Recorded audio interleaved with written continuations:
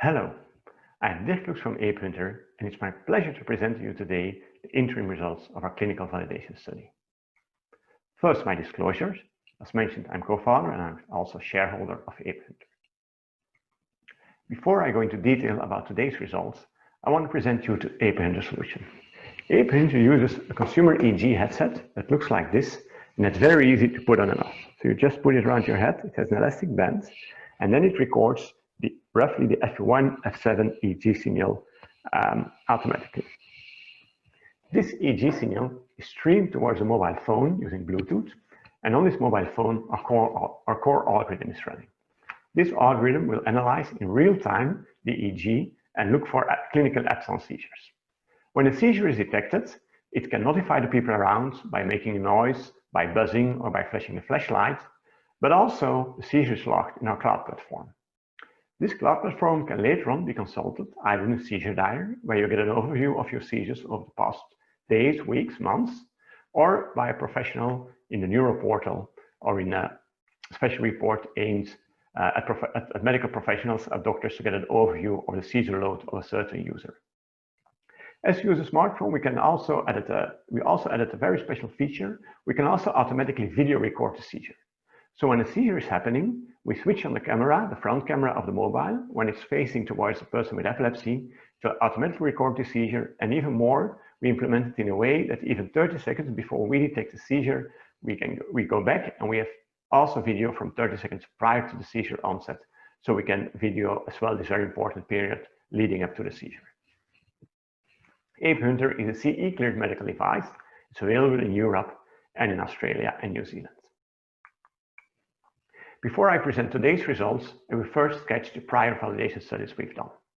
First of all, in Bangkok, we presented the algorithm itself and evaluation of the algorithm on clinical EEG data. So for this purpose, we collected 140 hours of well-annotated clinical video EEG, and we trained the algorithm and we validated how good it was at detecting, looking at only the FP1, F7 derivation, how good the algorithm was at detecting absence seizures. After this validation, we also did validation on real-life data. So we use data collected through the Epihunter device. It's wearable EEG. We asked experts to annotate the data. Unfortunately, we didn't have video, or we didn't have a very clear ground truth, but we relied on the expert annotations of the wearable data to validate how good the algorithm is. In both cases, we had very high sensitivity. In the clinic, we detected almost all seizures. In the wearable data, we detected 19 out of 20 seizures as annotated by the experts. So the sensitivity specifies how many seizures we found. So if there's a real seizure happening according to the experts and we find it, we have high sensitivity. We also analyze a positive predictive value. This is the other way around. It means whenever the light goes on the Epihunter device, is there actually a seizure or is it a false positive? The positive predictive value was also very high in both cases, 95% in the clinical case and over 90% in the wearable case. But if you look at the false positive interval, this is the time between two false positives, it was lower, which is worse in the wearable case, probably due to some seizures that were not detected by the clinical experts, as it was always very clear using wearable EEG alone whether something was a seizure or not. Nevertheless, we think we can conclude from these prior validation studies that automatic absence seizure detection is feasible in wearable real-life EEG with a high sensitivity and positive predictive value. Obviously, the truth is not in retrospective analysis, but in a prospective validation study. So that's why we came up with a plan to run a prospective clinical trial where we'll go to the hospital. We look for people that will get an in-hospital video EEG and that are expected to have absence seizures, and we compare the expert annotated clinical video EEG seizures with the Epihunter seizures.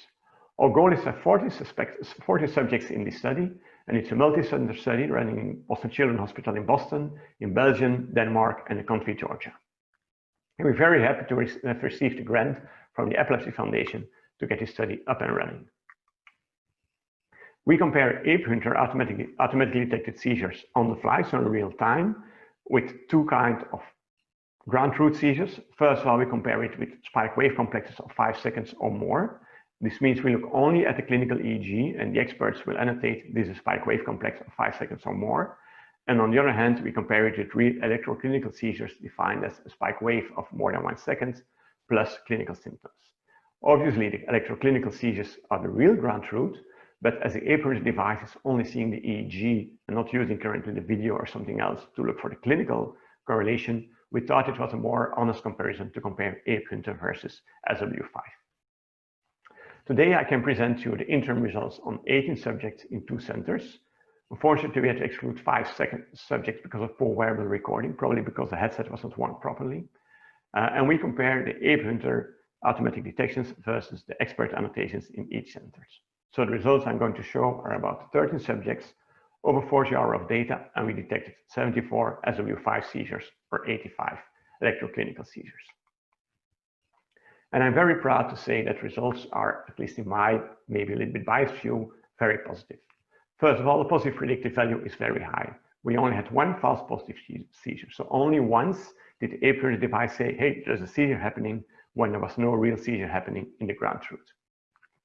The sensitivity is a little bit lower. We have a sensitivity of about 82% compared to SW5 seizures. We have a sensitivity of about 60% compared to electroclinical seizures. We still need to investigate in more detail where those missed seizures come from. First of all, it seems like the electroclinical seizures come for very short seizures, so very short spike waves, less than 5 seconds, that do have an electroclinical correlation that can be seen in the hospital. We also collect the results of the parents or the caregivers around, and they miss most of the seizures that can be detected if you do very good clinical evaluation during the video EEG in the hospital.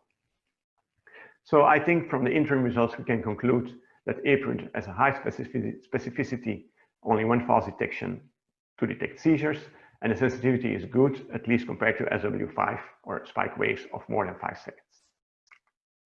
We're not finished yet, so we're still continuing the ECV study. We hope to finish the final paper by the end of the year. First of all, we want to recruit more subjects and also start recruiting in the other 2 centers that are not up and running yet.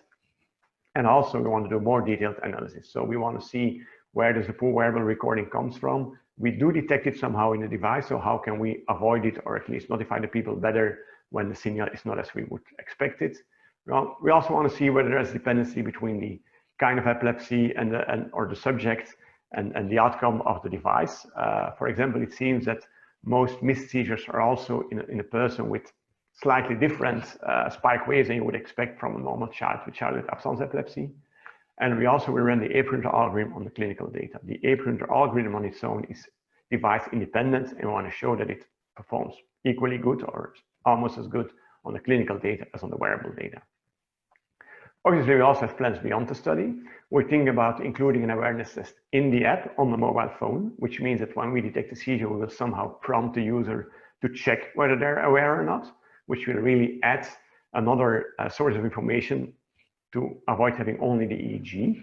And secondly, we're also looking whether we can broaden the detection scope to other epilepsies or other seizure types, where we're mainly interested in generalized seizures, for example, in people with idiopathic generalized epilepsy.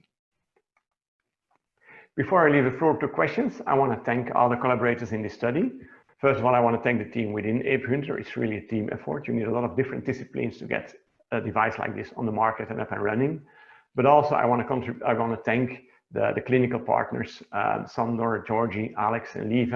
We really need you to help us give us feedback on what we exactly need to do to make your life easier, to help the doctors and the people with epilepsy, but also to get the real patients in to be able to run the clinical study. And last but not least, I want to thank the Epilepsy Foundation, because obviously without their support, we wouldn't be here today and wouldn't be able to help or try to help more and more people with epilepsy, in our case, with absence epilepsy so far. So this was my talk. Now I leave the floor to you and I'm open for questions. Thank you very much.